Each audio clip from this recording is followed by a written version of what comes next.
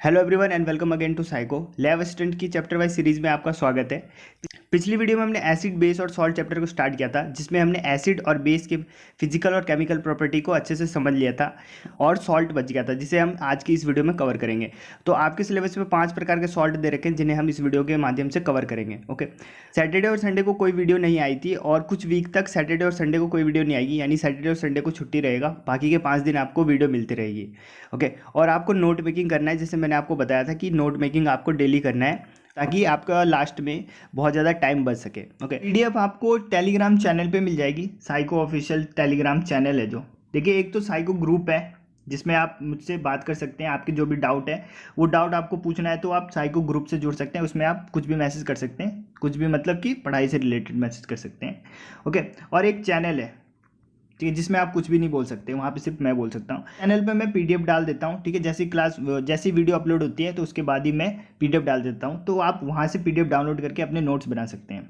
Okay, आज की video को हम शुरू करते हैं। सॉल्ट के बारे में देखते हैं, सॉल्ट क्या होता है। देखिए सॉल्ट क्या होता है, तो हम पहले भी डिस्कस कर चुके हैं कि जब एसिड और बेस आपस में क्रिया करते हैं, एसिड और बेस आपस में रिएक्ट करते हैं तो सॉल्ट और वाटर बनता है। ओके, जब अम्ल और क्षार आपस में अभिक्रिया करते हैं तो लवण और जल बनता है। ठीक है, तो सॉल्ट अगर पूछे कि सॉल्ट कैसे बनता है, तो एसिड और बेस की अभिक्रिया के द्वारा सॉल्ट बनते हैं। ओके, देखिए form when acid and base react with each other. ठीक, और हमने ये भी देखा था कि जब एसिड और बेस रिएक्ट करते हैं तो कौन सी अभिक्रिया होती है, तो ये होती है डबल डिस्प्लेसमेंट अभिक्रिया।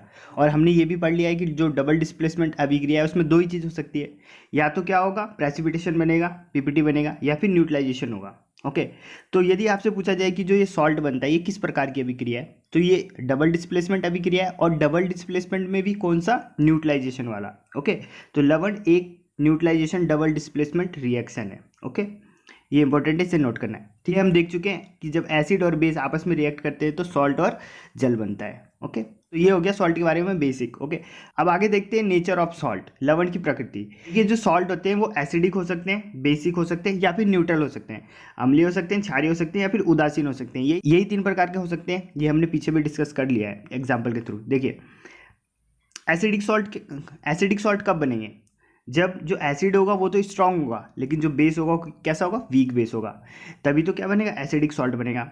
और बेसिक सॉल्ट कब बनेगा, जब एसिड जो होगा वो वीक होगा और जो बेस होगा वो क्या होगा, स्ट्रांग होगा, तब बनेगा हमारा बेसिक सॉल्ट।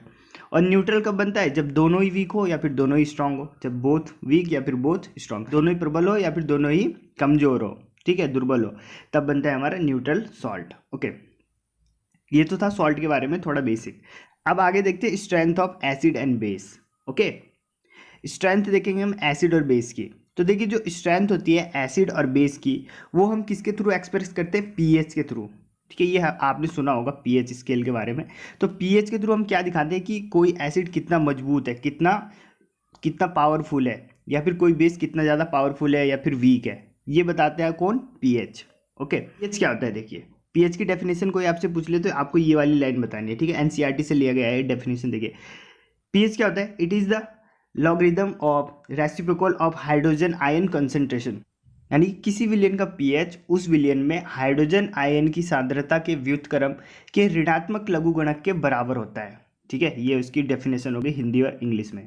ओके, डेफिनेशन आपसे पूछी नहीं जाएगी। ठीक है, हाँ ये पूछा जा सकता है कि क्या देखते हैं हम इसमें पीएच में, तो हम देखते हैं हाइड्रोजन आयन को देखते हैं, यानी H+ आयन को देखते हैं। जितना ज़्यादा H+ आयन होगा वो उतना ज़्यादा एसिडिक होगा। ओके, ये हम आगे देखेंगे अभी धीरे धीरे। ठीक, अब देखिए किसी विलयन में H+ आयन की सांद्रता यानी कंसंट्रेशन ज्ञात करने के लिए एक स्केल विकसित किया गया। ठीक है, कि कितनी ज़्यादा उसमें हाइड्रोजन आयन है उसको ज्ञात करने के लिए एक स्केल डेवलप किया गया, जिसे क्या नाम दिया गया, पीएच स्केल। ओके, पीएच अलग है और पीएच स्केल अलग है। पीएच स्केल तो नापने के लिए है, और पीएच क्या है, पीएच है हाइड्रोजन आयन की सांद्रता, हाइड्रोजन आयन की कंसंट्रेशन, कितना ज़्यादा हाइड्रोजन आयन है, और उसको मापेंगे हम जिस चीज़ से, उसे बोलेंगे हम पीएच स्केल। ओके, अब आगे देखिए। अब देखिए पीएच, अच्छा पीएच में देखिए अगर पीएच की आपसे फुल फॉर्म पूछ ली जाए तो पीएच की फुल फॉर्म क्या होती है, देखिए पीएच की फुल फॉर्म होती है पोटेंशियल ऑफ हाइड्रोजन। क्या होता है, पोटेंशियल ऑफ हाइड्रोजन। अगर पोटेंशियल ऑफ हाइड्रोजन मिल गया आपको ऑप्शन में तो उसे टिक करना है, अगर वो नहीं है तो आपके ऑप्शन में होगा power of hydrogen. Okay, power of hydrogen होगा या फिर पोटेंशियल ऑफ हाइड्रोजन होगा, और अगर दोनों है तो आपको पोटेंशियल ऑफ हाइड्रोजन के साथ जाना है। ओके, अब देखिए पीएच, पीएच में जो पी है, पी इसको बोलते हैं पोटेंज, ठीक है, पोटेंज बोलते हैं। ये एक जर्मनी वर्ड है, तो जर्मनी वर्ड को जर्मनी में हम कैसे प्रोनाउंस करेंगे, पुसांस, ठीक है, पुसांस इसको प्रोनाउंस करते हैं पुसांस, लेकिन होता है ये पोटेंज, ठीक है, जर्मनी में से पुसांस बोलते हैं। तो ये जर्मनी वर्ड से निकला है, जिसका मतलब होता है पोटेंज या फिर पुसांस, और जिसका अर्थ क्या होता है हिंदी में, उसका अर्थ देखें तो उसका अर्थ होता है शक्ति, यानी कि पावर, ठीक है। तो पीएच का अर्थ क्या हो गया, पावर ऑफ हाइड्रोजन या फिर पोटेंशियल ऑफ हाइड्रोजन। ओके, ये हो गया। अब देखिए मैं आपको पीएच स्केल के बारे में बता देता हूँ। देखिए पीएच स्केल, सबसे पहले देखिए पीएच स्केल इसी में कंफ्यूज हो जाता है कि होता कहाँ से कहाँ तक है, 1 से लेके 14 तक होता है कि 0 से लेके 14 तक होता है। तो 0 से लेके 14 तक होता है एनसीईआरटी के अकॉर्डिंग, एनसीईआरटी के अकॉर्डिंग, ठीक है। तो आपको भी यही याद रखना है, जो पीएच स्केल होता है वो 0 से लेके 14 तक होता है, ठीक है। अब पीएच स्केल देखिए यहाँ पे होता है 7, बीच में बिल्कुल बीचों बीच होता है 7, ठीक है, इसको बोलते हैं न्यूट्रल यानी उदासीन, ठीक है। अब इससे अगर हम 14 की तरफ जाएंगे, इधर 14 हो गया, इधर 0 हो गया। अब यदि अगर हम 7 से लेके 14 की तरफ जाएंगे, 14 की तरफ जाएंगे इधर से, तो जो उसका बेसिक नेचर है यानी क्षारीय गुण है वो बढ़ता रहेगा, यानी विलियन और ज़्यादा, जैसे किसी विलियन का पीएच है 8 और किसी विलियन का पीएच है 10, तो इसमें कौन ज़्यादा क्षारीय है, तो 10 वाला है, क्योंकि अगर हम 7 से 14 की तरफ जाएंगे तो जो क्षारीय गुण है वो बढ़ता रहेगा, ठीक है। और वहीं इसका उल्टा, अगर 7 से हम 0 की तरफ जाएं तो अम्लीय गुण बढ़ता है, ठीक है। यानी कि मैंने बोला कि एक विलियन है उसका पीएच है 4 और एक विलियन है उसका पीएच है 1, तो इसमें कौन ज़्यादा अम्लीय है, तो एक वाला ज़्यादा अम्लीय होगा। ओके, ये तो हो गया बेसिक डेफिनेशन, ठीक है। अब आपको इससे एक लेवल ऊपर की डेफिनेशन पता होनी चाहिए। देखिए सेम वही है, 7 ही है, इधर 14 है, इधर 0 है। जब हम 7 से लेकर 14 तक जाते हैं तो H प्लस आयन में कमी होती है, जैसे कि हमने अभी ऊपर देखा, क्या देखा कि पीएच क्या होता है, किसी विलियन में हाइड्रोजन आयन की सांद्रता कितनी है, यही था ना पीएच। यानी कि अगर हम 7 से 14 की तरफ जाएंगे तो क्या होगा, हाइड्रोजन आयन की सांद्रता कम होगी, हाइड्रोजन आयन की सांद्रता कम होगी, इसका मतलब क्या होगा, विलियन कम अम्लीय होता रहेगा, और जितने ज़्यादा H प्लस आयन होंगे वह विलियन उतना ज़्यादा एसिडिक होगा, उतना ज़्यादा अम्लीय होगा, ठीक। तो हम जब 7 से लेकर 14 की तरफ जाते हैं तो H प्लस आयन में कमी आती रहती है, ठीक है, ये याद रखना है। और जब हम 7 से लेके 0 की तरफ जाते हैं तो H प्लस आयन बढ़ता रहता है। ओके, जब हम 7 से लेके 0 की तरफ जाते हैं तो H प्लस आयन बढ़ता रहता है। ओके, अब ये तो एक हो गया। अब दूसरे तरीके से भी इसका पूछा जा सकता है। देखिए OH के टर्म्स में देखिए कैसे, 7, ये 14 है, इधर ये 0 है। जब हम 7 से 14 की तरफ जाते हैं OH के टर्म में देखिए तो क्या होता है, OH आयन में वृद्धि होती है, OH आयन में वृद्धि होती है जब हम 7 से लेके 14 तक जाते हैं। वहीं अगर हम 7 से लेके 0 तक जाएं तो OH आयन में क्या होगी, कमी होगी। ओके, इसे कई प्रकार से घुमा के पूछा जा सकता है आपसे, जैसे कि 0 से लेके 7 तक जाने पर H प्लस आयन में क्या चेंजेस होंगे, तो 0 से 7 तक जाएंगे तो क्या होगा, H प्लस आयन में कमी आएगी। ओके, इधर से इधर जा रहे हैं तो H प्लस आयन में कम होता रहेगा। और एक चीज़ और, जिस विलियन में जितना ज़्यादा H प्लस आयन होगा वो उतना ज़्यादा एसिडिक होगा, ठीक है। तो ये हो गया आपका पीएच स्केल और पीएच। अब देखिए नीचे, अब ये आपको बहुत ज़्यादा इजी लग रहा होगा, लेकिन जो अभी 1-2 का एग्जाम हुआ था उसमें हर शिफ्ट में यहाँ से एक क्वेश्चन जरूर आया था, हर शिफ्ट में आप पेपर उठा के देख लेना इस इजी कॉन्सेप्ट से। ओके, तो हमने देखा जो पीएच स्केल होता है वो 0 से लेकर 14 तक होता है। ओके, अब इसमें देखिए इसको हमने डिवाइड कर दिया है छोटे छोटे टुकड़ों में, ठीक। अगर किसी विलियन का, किसी सॉल्यूशन का पीएच 0 से 2 के बीच में, तो ये क्या होगा, स्ट्रॉन्ग एसिड होगा, प्रबल अम्ल होगा, प्रबल अम्ल, ठीक। अभी तक हमने प्रबल अम्ल, दुर्बल अम्ल ये सब पढ़ा। अब उसको पता कैसे लगाएंगे कि ये प्रबल है दुर्बल है, तो उसका अगर पीएच देखेंगे, पीएच स्केल से उसका पीएच देखेंगे, अगर उसका पीएच 0 से लेके 2 के बीच में रहा तो वो क्या होगा, स्ट्रॉन्ग एसिड होगा। ओके, प्रबल अम्ल होगा। फिर आगे देखिए, अगर उसका पीएच 2 से लेके 4 के बीच में, 2 से लेके 4 के बीच में, तो मॉडरेट एसिड होगा, ठीक है, मॉडरेट होगा, ज़्यादा एसिडिक नहीं होगा और कम एसिडिक भी नहीं होगा, यानी बीच का होगा, मॉडरेट होगा, ठीक। अब 4 से ज़्यादा हुआ, 4 से ज़्यादा और 7 से कम, ऐसे कर सकते हैं, 4 से ज़्यादा, 4 से तो ज़्यादा होगा लेकिन 7 से क्या होगा, कम होगा, ठीक है, 7 से कम होगा, तो ये क्या होगा, वीक एसिड होगा, वीक एसिड होगा, यानी 4 के बाद, यानी 4.1, ठीक है, 4.4, 5.2, ये सब क्या होते हैं, वीक एसिड होते हैं, दुर्बल अम्ल होते हैं। ओके, फिर 7 में तो आपको पता है क्या होता है, न्यूट्रल होता है, उदासीन होता है, ना अम्लीय होता है ना क्षारीय होता है।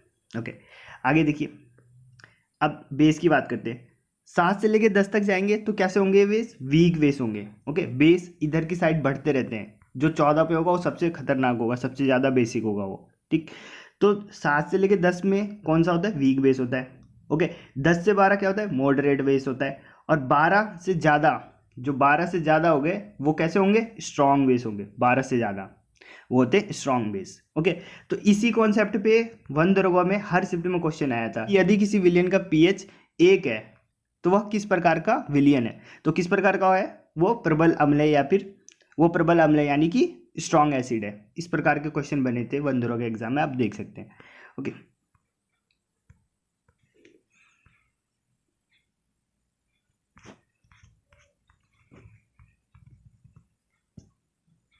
अब आगे देखते हैं। देखिए, इंपॉर्टेंस ऑफ पीएच, ठीक है। इंपॉर्टेंस ऑफ पीएच या फिर हम एप्लीकेशन ऑफ पीएच भी लिख सकते हैं, यहाँ पे इसे काट के एप्लीकेशन ऑफ पीएच लिख लेना, ठीक है।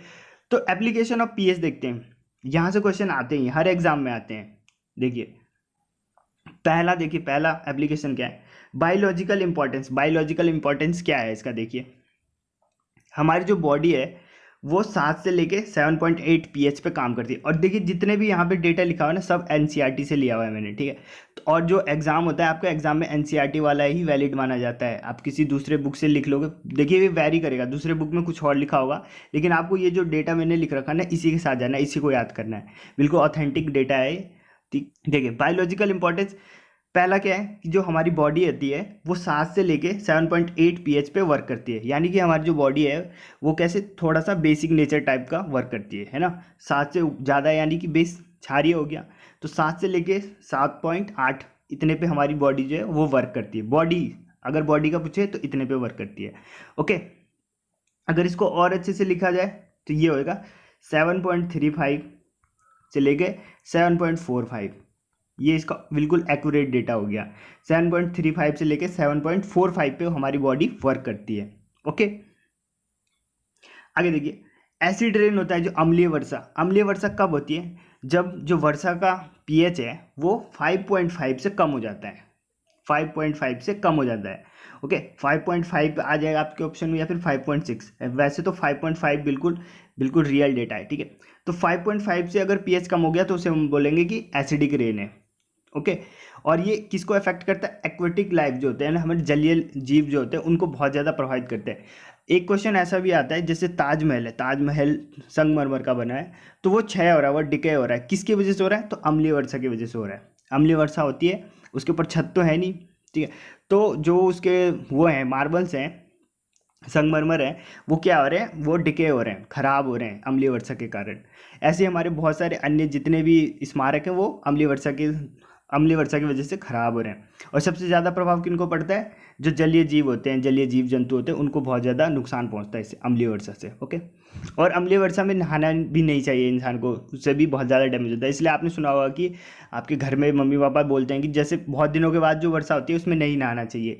इसलिए नहीं नहाना चाहिए क्योंकि वो उस पर ज़्यादा चांस होता है कि वो अम्लीय वर्षा होगी, क्योंकि बहुत दिनों के बाद वो वर्षा हो रही है तो वो अम्लीय वर्षा होने के उसके ज़्यादा चांस होते हैं। ऐसी वर्षा में नहाना चाहिए जो डेली होती है। ओके, ऐसी वर्षा में नहाना चाहिए, ऐसे नहीं कि जो बहुत दिनों के बाद जो वर्षा होती है उसमें नहीं नहाना चाहिए, वो अम्लीय वर्षा हो सकती है। ओके, आगे देखिए, दूसरा एप्लीकेशन है इन डेयरीज। डेयरीज में देखिए, पीएच वैल्यू ऑफ मिल्क, जो दूध है उसका जो पीएच है हमें 6.6 पे एडजस्ट करके रखना पड़ता है। अगर इससे थोड़ा कम हुआ तो दूध फट जाएगा, इससे ज़्यादा हुआ तो दूध खराब हो जाएगा, ठीक है। तो हमें दूध का जो पीएच है वो 6.6 पे फिक्स रखना पड़ता है, इसके आसपास ही रखना पड़ता है, ठीक है। इससे कम या ज़्यादा नहीं रखना पड़ता है। अगर जो पीएच है कम हो गया, 6.6 से कम हो गया, तो ये कैसा हो जाएगा, खट्टा हो जाएगा, फट जाएगा दूध। ओके, तो आपसे पूछा जा सकता है दूध का पीएच कितना होता है, 6.6 होता है। ओके, आगे देखिए, नेक्स्ट एप्लीकेशन है टूथ डिके, यानी कि दंत क्षय। दंत क्षय में देखिए, दांतों का क्षय होने लग जाता है, दांत खराब होने लग जाते हैं। कब होता है कि जब हमारे मुंह का पीएच 5.5 से कम हो जाता है। ओके, जब हमारे मुंह का पीएच 5.5 से कम हो जाता है तो दंत का क्षय होना शुरू हो जाता है, यानी दांत खराब होने लग जाते हैं। इसमें क्या होता है, acid calcium phosphate. Calcium phosphate क्या होता है, कैल्शियम फास्फेट जो हमारे एनिमल होते हैं ना, दांत के ऊपर वाली परत होती है, वो कैल्शियम फास्फेट के बने होते हैं। तो ये जो एसिड होता है, देखिए 5.5 से कम होगा यानी कि एसिडिटी बढ़ती रहेगी। तो ये एसिड क्या करेगा, जो ये कैल्शियम फास्फेट है, जो हमारी जो एनिमल बनी हुई है दांत की ऊपरी परत, उसको क्या करेगा, कोरोजन कर देगा उसका, ठीक है। कोरोजन हम पीछे पढ़ चुके हैं, कोरोजन यानी उसका क्षय करना शुरू कर देगा, मतलब एक प्रकार से जंग लगना शुरू हो जाएगा उसमें, ओके। और ये अधिकतर मीठा खाने से होता है, ओके। अब यहाँ पे कंफ्यूज हो जाते हैं कि एसिड तो तब होगा जब हम खट्टा खाएंगे, तो ये बिल्कुल गलत है। जब हम मीठा खाएंगे तभी जो पीएच होता है मुंह का वो 5.5 से कम हो जाएगा, और 5.5 से कम होगा तो दांतों का क्षय शुरू हो जाएगा। इसीलिए बच्चों को बोलते हैं चॉकलेट मत खाओ, ओके। मीठा खाने से होता है आपका पीएच 5.5 से कम होता है मुंह का, ओके। नेक्स्ट देखते हैं, नेक्स्ट है हमारा पशुओं में पौधों द्वारा उत्पन्न रसायनों से। अब देखिए ये इंपॉर्टेंट है, ये पूछा गया एग्जाम में। देखिए मधुमक्खी के डंक में क्या होता है, फॉर्मिक एसिड होता है, ओके। मधुमक्खी के डंक में क्या होता है, फॉर्मिक एसिड। जैसे मधुमक्खी काटा ही होगा आपको एक ना एक बार, तो ठीक है, तो वो क्या होता है, फॉर्मिक एसिड होता है। तो देखिए इसका इलाज है, अगर आपको मधुमक्खी ने काट लिया, आपने वहाँ पे बेकिंग सोडा लगा दिया, अभी बेकिंग सोडा के बारे में पढ़ेंगे आगे, ये क्या है, एक सॉल्ट है, ओके। बेकिंग सोडा अगर हमने वहाँ पे लगा दिया तो उससे आराम मिलता है। मधुमक्खी ने काटा तो आप वहाँ पे बेकिंग सोडा रगड़ दीजिए थोड़ा लेके, तो उससे आराम मिलेगा, जो सूजन है वो रुक जाएगा, सूजन नहीं होगी, ओके। दूसरा ये वाला बहुत ज़्यादा इंपॉर्टेंट है, ओके। देखिए नेटल आप सब जानते होंगे इसको, बिच्छू घास पड़ी हुई होगी इससे आपको, ठीक है। तो देखिए नेटल होता है जो उसके डंक में मेथनोइक अम्ल होता है, ठीक है। जो नेटल होता है उसमें क्या होता है, मेथनोइक अम्ल होता है। देखिए फॉर्मिक अम्ल और मेथनोइक अम्ल दोनों सेम है, ये भी याद रखना है। फॉर्मिक अम्ल और जो मेथनोइक अम्ल है, ओके, फॉर्मिक एसिड और मेथनोइक एसिड दोनों सेम है, अलग अलग नाम है, बस है सेम। तो आपके ऑप्शन में कभी मेथनोइक एसिड भी मिल सकता है या फिर फॉर्मिक एसिड भी मिल सकता है, दोनों सेम है, ओके, दोनों सेम है, ओके। तो नेटल एक पौधा होता है, जंगलों में पाया जाता है, बिच्छू घास बोलते हैं जिसको, तो वो टच हो जाता है, उसमें क्या होता है, मेथनोइक अम्ल होता है। तो इससे क्या होता है, जो हमारी स्किन होती है उस पर क्या होता है, जलन होने लगता है, रेड रेड सा हो जाता है बिल्कुल, ठीक है। इससे दर्द होने लगता है बहुत ज़्यादा। तो इसका इलाज भी होता है, उसी के पास में एक दूसरा पौधा होता है, उसका नाम होता है डॉक, ठीक है। डॉक नाम का एक पौधा होता है, उसकी पत्तियों को रगड़ लेना चाहिए वहाँ पे जहाँ पे वो घास चिपकता है, जहाँ पे वो घास लगता है वहाँ पे रगड़ लेना चाहिए, उससे क्या होता है, ठीक हो जाता है ये दर्द, ओके। तो ये वाला एग्जांपल पूछा जाता है नेटल वाला, ओके। नेटल में कौन सा होता है, नेटल में होता है मेथनोइक अम्ल। अगर ये टच हो जाता है हमारी स्किन पे तो रैशेस हो जाते हैं, जिससे दर्द होता है, जलन होती है। और इसका इलाज क्या है, इसी पेड़ के आसपास में मिल जाएगा। देखिए मैं फोटो लगा देता हूँ यहाँ पे, फोटो से आप समझ जाओगे, ठीक है। तो ये देखिए ये है नेटल, ठीक, और इसके आसपास में आपको मिल जाएगा डॉग का पौधा। तो डॉग के पौधे की पत्तियों को रगड़ देना चाहिए वहाँ पे जहाँ पे ये टच होता है, तो उससे क्या होगा, दर्द में आराम मिलता है, ओके। अब आगे देखते हैं, नेक्स्ट देखिए, ये तो हो गया एप्लीकेशन हो गया। अब देखते हैं इंडिकेटर यानी कि सूचक। They bring change in themselves when some acid और base in added to them, मतलब कि ये अपने आप में चेंज कर लेते हैं जब इनके पास एसिड या फिर बेस लाया जाता है, या फिर एसिड और बेस के माध्यम में इनको डाला जाता है, तो ये चेंज हो जाते हैं। जैसे इनका कलर चेंज हो जाएगा, पहले कुछ कलर था तो अब दूसरा कलर आ जाएगा। इनकी स्मेल चेंज हो सकती है, पहले कुछ और स्मेल था अब कुछ और हो गया, ठीक है। तो ये होते हैं सूचक, इंडिकेटर। इससे हमें सूचना मिलती है कि जैसे हमने अभी अभी हम आगे देखेंगे, जैसे लिटमस होता है, ओके। लिटमस का ओरिजिनल कलर कैसा होता है, बैंगनी कलर का होता है। उसको हम लेके जाते हैं किस पे, उसको हम लेके, यदि हम उसको अम्ल में डालते हैं तो क्या हो जाता है, अनील हो जाता है, यानी कि नीले को लाल कर देता है, ठीक। और उसी को अगर हम बेस में डालेंगे तो लाल को नीला कर देता है, ओके, लाल को नीला कर देता है। तो ये चेंज हो जाता है अपने आप में, इससे हमें पता चल जाता है कि सॉल्यूशन एसिडिक है या बेसिक है। तो सूचक का काम क्या होता है कि सॉल्यूशन का फाइंड करना है कि वो एसिडिक है बेसिक है, ओके। अब देखिए सूचक भी अलग अलग टाइप के होते हैं। देखिए देखिए प्राकृतिक सूचक होता है, कृत्रिम होता है, और एक होता है गंधीय, ठीक है। गंधीय यानी कि जिनसे स्मेल आती है, तीन टाइप के होते हैं। देखिए प्राकृतिक, नेचुरल, देखिए कौन कौन सा हो गया, लिटमस हो गया, लाल पत्ता गोभी, हाइड्रेजिया के फ्लावर्स, ओके, और हल्दी, ठीक है। ये हो गए नेचुरल, लिटमस, लाल पत्ता गोभी, हाइड्रेजिया के फूल और हल्दी, ये सब हो गए हमारे नेचुरल सूचक यानी नेचुरल इंडिकेटर। कृत्रिम जो हमने लैब में बनाया, ओके, मैथिल ऑरेंज हो गया, फिनोल्फ्थालीन हो गया, ओके, ये सब क्या हो गया, कृत्रिम हो गया, आर्टिफिशियल हो गए। और एक होता है गंधीय, ठीक है, जिनका स्मेल चेंज होता है, ओके, जैसे कि प्याज हो गया, लौंग का तेल हो गया, वनीला हो गया, ओके। तो ये हो गए हमारे गंधीय सूचक, तीन प्रकार के सूचक होते हैं। अब इनको देख लेते हैं, ओके। लिटमस देखिए, पहले लिटमस क्या होता है, लिटमस ये देखिए कहाँ से, इसको हम कहाँ से प्राप्त करते हैं लिटमस को, ये क्वेश्चन भी पूछा जाता है। तो लाइकेन से। लाइकेन है क्या, लाइकेन देखिए एक सिम्बायोटिक रिलेशनशिप है, किसके बीच में, फंगी यानी कवक और शैवाल के बीच में। एल्गी और फंगी के बीच में एक सिम्बायोटिक रिलेशनशिप होता है। लाइकेन, लाइकेन पेड़ के ऊपर पाया जाता है। ब्राउन ब्राउन कलर के धब्बे होते हैं, वही लाइकेन होते हैं। ओके, और ये फंगी और एल्गी होते हैं, आपस में सिम्बायोटिक रिलेशन रखते हैं, म्यूचुअल, यानी कि एक खाना बनाता है और एक पानी लाता है, इस प्रकार से होता है इनका रिलेशनशिप, फंगी और एल्गी। तो ये होता है लाइकेन, और लाइकेन से हम क्या प्राप्त करते हैं? Litmus paper. ओके, लिटमस कहाँ से प्राप्त करते हैं हम? लाइकेन से।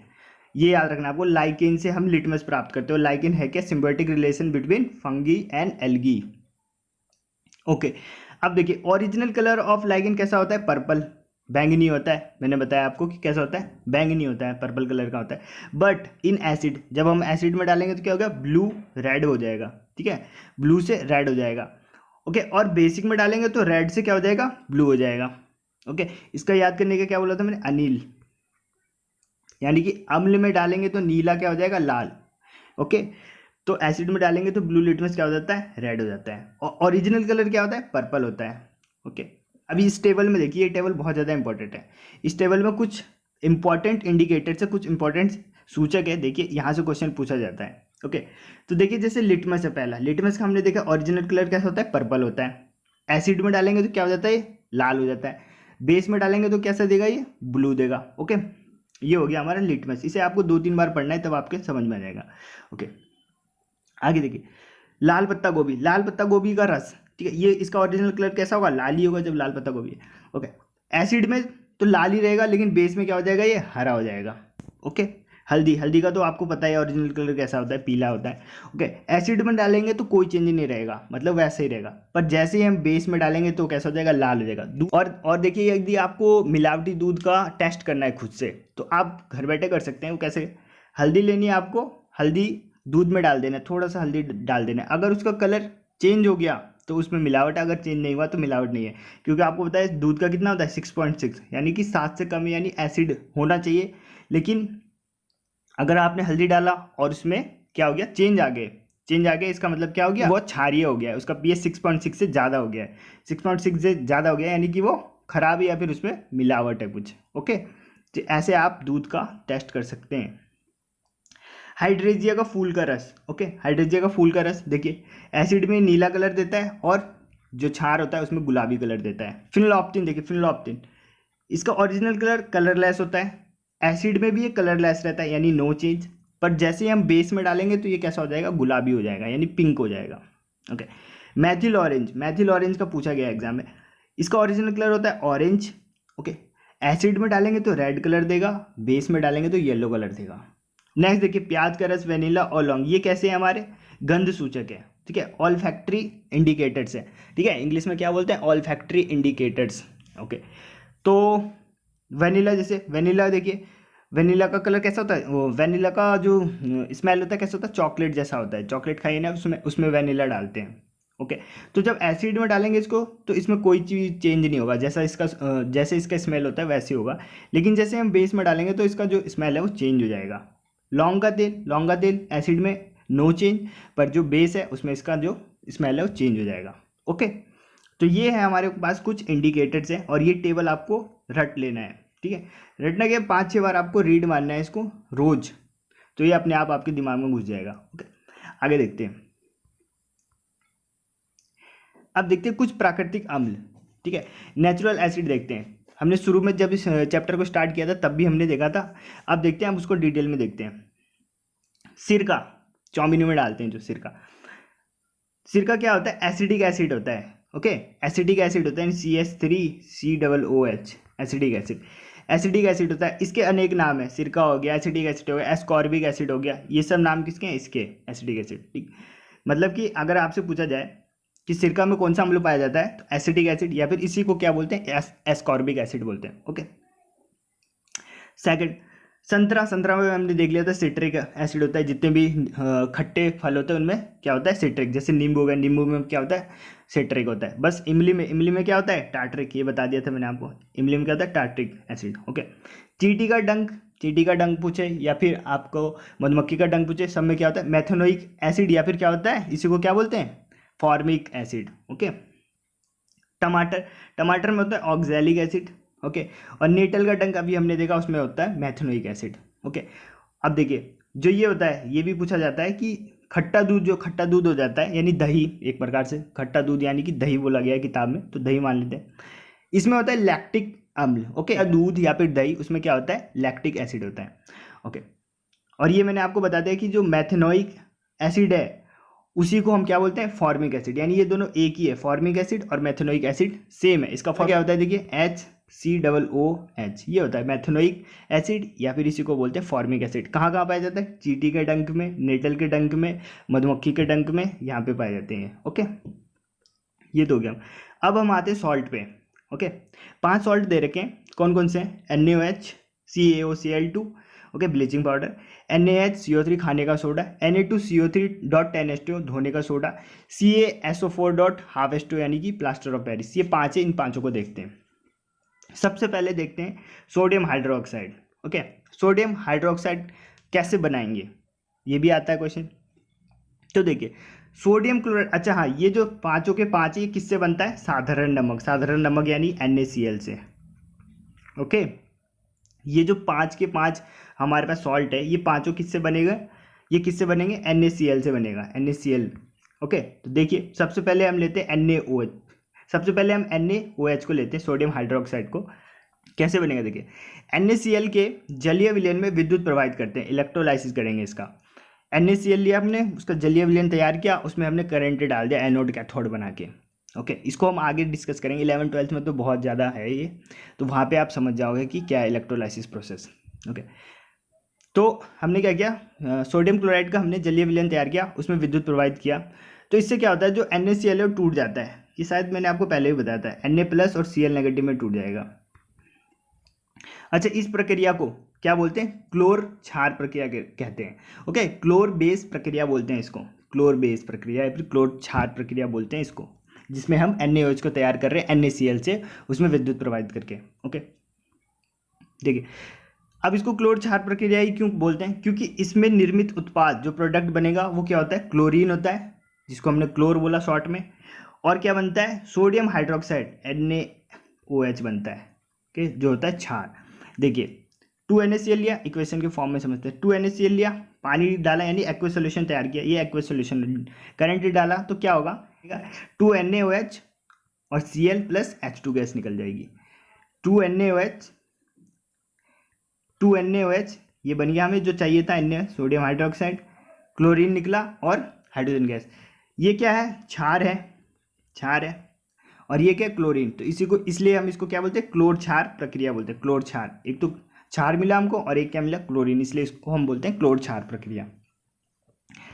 और ये बताया मैंने आपको, एनोड पे क्या होगा, एनोड पे क्या होगा, क्लोरीन गैस होगी, कैथोड पे क्या होगा, H2 गैस होगा, ओके। और कैथोड के पास में NaOH विलयन बनता है, कैथोड के पास में NaOH विलयन बन जाता है, इसको हम बाहर निकाल लेते हैं। इस प्रकार से हमें NaOH मिल गया। इस प्रकार से तो ये इसका निर्माण विधि हो गया, निर्माण विधि पूछी जाए तो ये, और इस विधि का नाम क्या, क्लोर क्षार प्रक्रिया बोलते हैं, क्लोर क्षार प्रोसेस, ओके।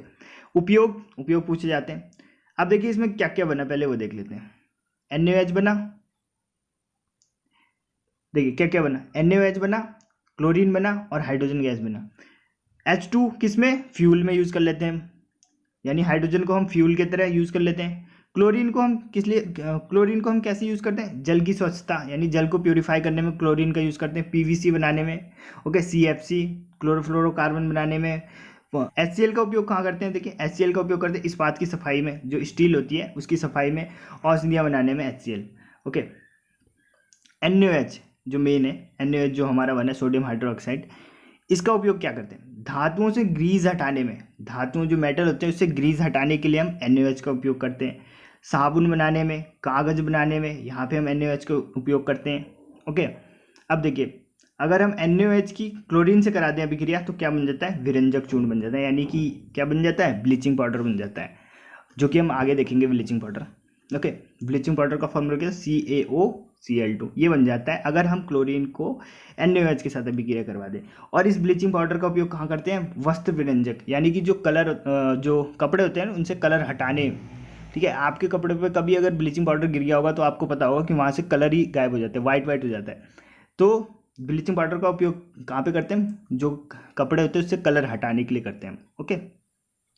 आगे देखते हैं, सेकेंड है हमारे पास सॉल्ट, देखिए वॉशिंग सोडा, ठीक है। वॉशिंग सोडा यानी Na2CO3.10H2O, ठीक है। सोडियम कार्बोनेट, देखिए सोडियम कार्बोनेट डेकाहाइड्रेट, 10 है ना, 10 है इसलिए इसको बोलते हैं डेका, 10 मतलब डेकाहाइड्रेट, ओके। और पानी है इसलिए हाइड्रेट। तो देखते हैं प्रिपरेशन कैसे बनाएंगे इसको। तो by Solvay process, Solvay process ये प्रोसेस पूछी जाती है, आपसे पूछा जाएगा क्वेश्चन कि वॉशिंग सोडा या फिर धावन सोडा, हिंदी में बोलते हैं धावन सोडा, को किस प्रक्रिया द्वारा बनाया जाता है। तो सॉल्वेज, सॉल्वेज प्रोसेस द्वारा बनाया जाता है। किसके? सॉल्वेज प्रोसेस द्वारा, ओके। कैसे बनता है, देखिए ये क्या है, अमोनिया है, ओके। अमोनिया है ये NH3, इसके साथ हमने क्या डाल दिया, पानी, पानी मिलाया प्लस NaCl, क्योंकि हम NaCl से ही बनाएंगे। अभी हमने ऊपर देखा था कि जो पांचों सॉल्ट बनेंगे उनमें NaCl का रोल होगा, NaCl प्लस CO2, इन सबको डाला, ठीक है। और एक चीज़ और ध्यान रखना है आपको, NH3 प्लस H2O, इन दोनों को साथ में क्या बोलते हैं, इसी को बोलते हैं अमोनिकल ब्राइन। ये भी क्वेश्चन पूछा गया। अमोनिकल ब्राइन क्या होता है, तो अमोनिया प्लस H2O, अमोनिया और जल, इसी को बोलते हैं अमोनिकल ब्राइन, ओके। तो ये भी आपको ध्यान रखना है, इन दोनों को बोलते हैं अमोनिकल ब्राइन, ओके। इन सबको अभिक्रिया करवाई तो क्या बनेगा, NaHCO3, ये बन गया, सोडियम बाई कार्बोनेट बन गया, ओके। और प्लस साथ में क्या बना, अमोनियम क्लोराइड बन गया, NH4Cl बन गया, ओके।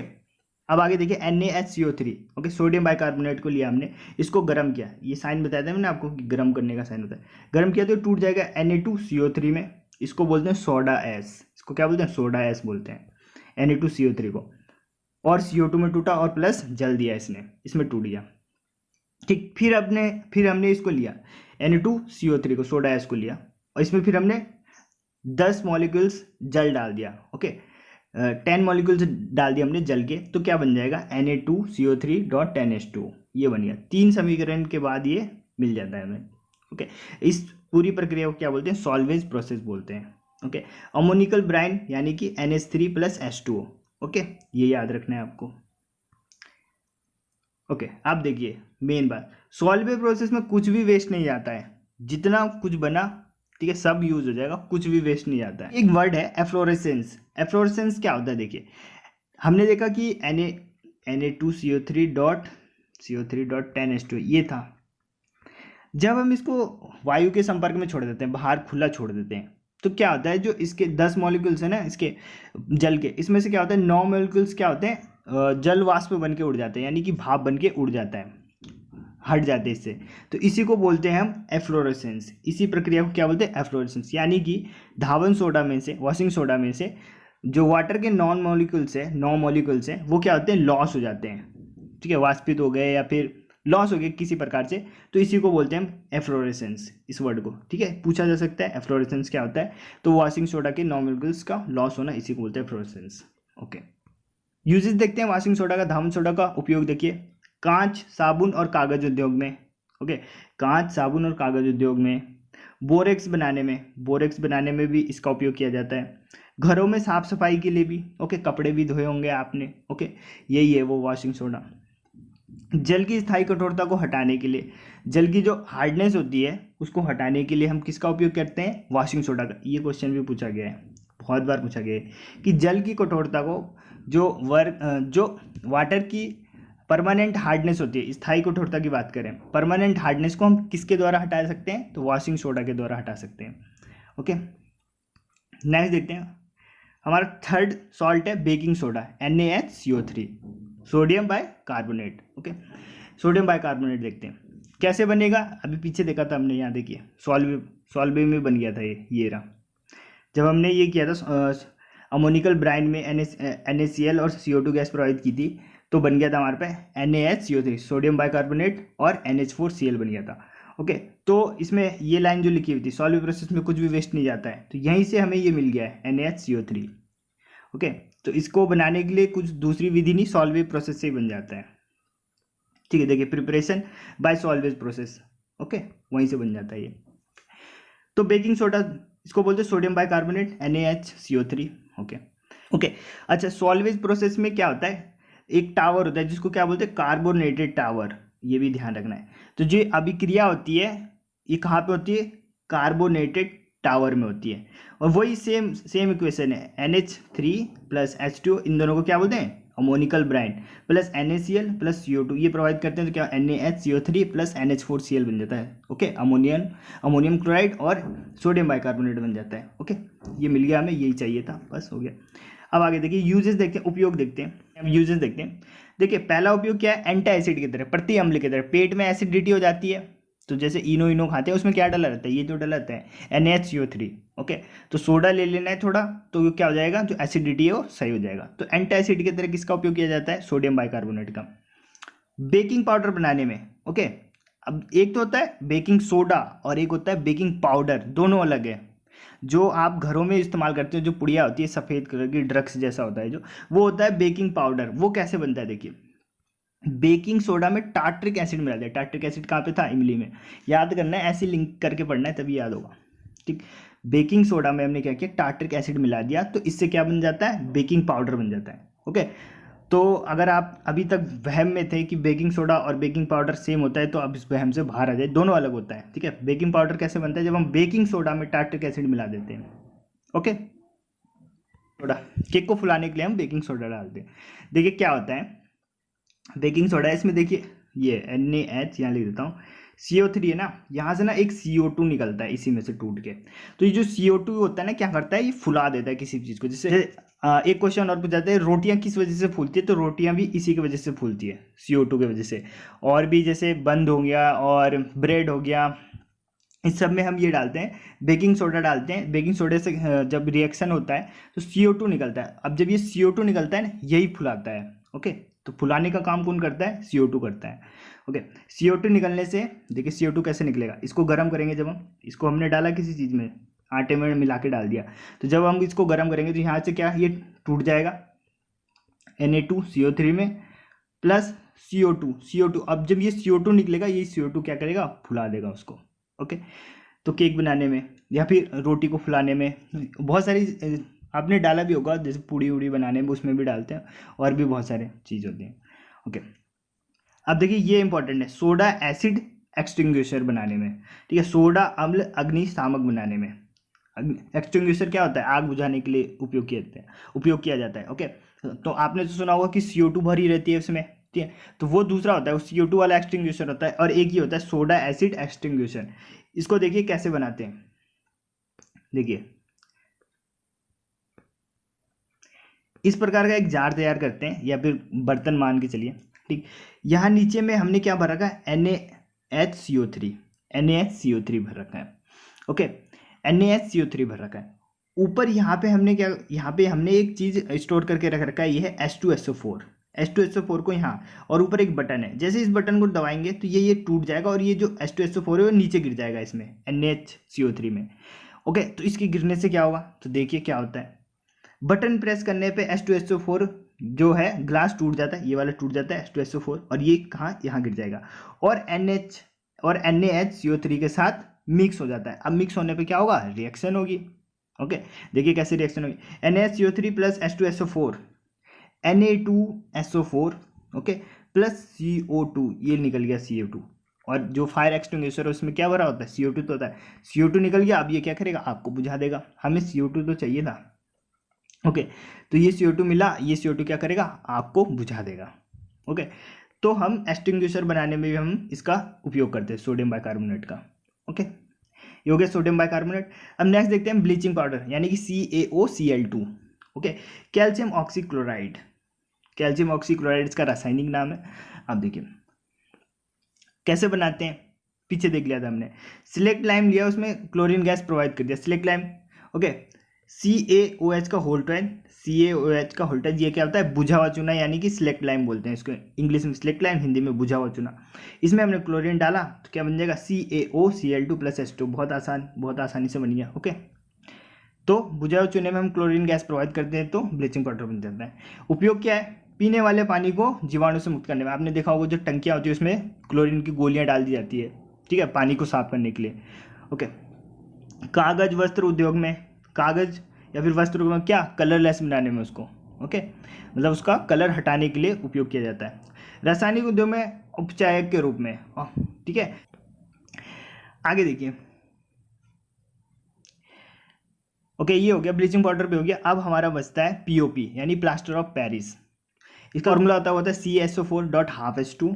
ओके, और इसका रासायनिक नाम होता है कैल्शियम सल्फेट हेमीहाइड्रेट। आधा है ना, इसलिए हेमी हाइड्रेट यानी पानी, तो कैल्शियम सल्फेट हेमीहाइड्रेट, ये हो गया इसका रासायनिक नाम। कैसे बनाते हैं?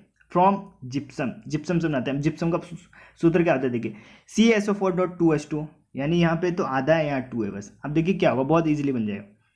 CaSO4.2H2 लिया हमने, इसको हमने 373 केल्विन पे गर्म किया। ये आपको ध्यान रखना, यही पूछा जाता है, ये ठीक है।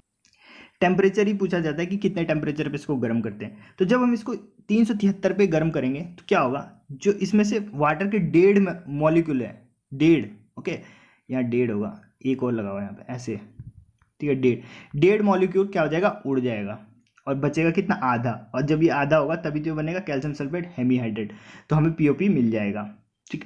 अब मैं क्यों बोल रहा हूँ कि इस टेम्परेचर को याद रखना है, क्योंकि अगर हमने टेम्परेचर को थोड़ा सा भी बढ़ा दिया 373 से, तो क्या होगा, सारा पानी उड़ जाएगा, है ना। 2 पानी है ना यहाँ पे, 1.5 पानी उड़ाना है हमको, लेकिन हमने ज़्यादा टेम्परेचर दे दिया तो पानी ज़्यादा उड़ जाएगा। ओके, अगर टेम्परेचर अधिक होता है तो पानी के सभी अणु वाष्पित हो जाते, 2 के 2 अणु वाष्पित हो जाते, और CaSO4 बनता, मतलब सिर्फ CaSO4 बनता, पानी है ही नहीं इसमें। और इसको क्या बोला जाता है, डेड ब्रंट प्लास्टर बोला जाता है, ये भी याद रखना है। इसको क्या बोलते हैं, डेड ब्रंट प्लास्टर बोलते हैं इसको। ओके, जो जिसमें पानी का एक भी मॉलिक्यूल नहीं होता उसको बोलते हैं डेड ब्रंट प्लास्टर।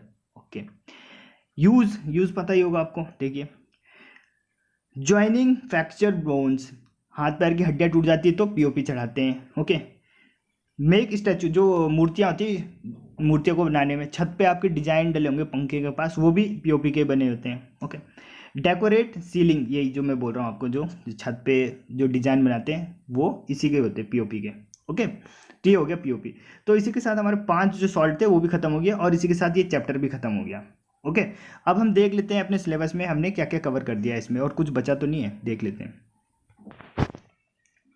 ओके, देखिए ये वाला था चैप्टर, एसिड कर दिया हमने, बेस देख लिया, सॉल्ट देख लिया, general properties, example and uses, ये हो गया। कॉन्सेप्ट ऑफ पीएच स्केल कर दिया, इंपॉर्टेंस ऑफ पीएच हो गया, इन एवरीडे लाइफ देख दिया हमने कि हमारी बॉडी किस पे काम करती है और ये सब। Okay, preparation and usage of sodium hydroxide. Okay, sodium hydroxide देख लिया हमने, NaOH, ब्लीचिंग पाउडर देख लिया, बेकिंग सोडा देख लिया, वॉशिंग सोडा देख लिया, प्लास्टर ऑफ पेरिस देख लिया। देखा, आपको बोला था मैंने 5 है, 5 के 5 करवा दिया, उनके यूजेज बता दिए कैसे बनते हैं। यहाँ पे देखिए प्रिपरेशन लिखा हुआ है, यानी प्रिपरेशन आपको याद करना ही होगा, और यूजेज उपयोग। तो ये हमने ये वाला पूरा कर दिया। ओके, ये खत्म हो गया, ये नीचे वाला भी कर दिया था, ये भी खत्म हो रखा है।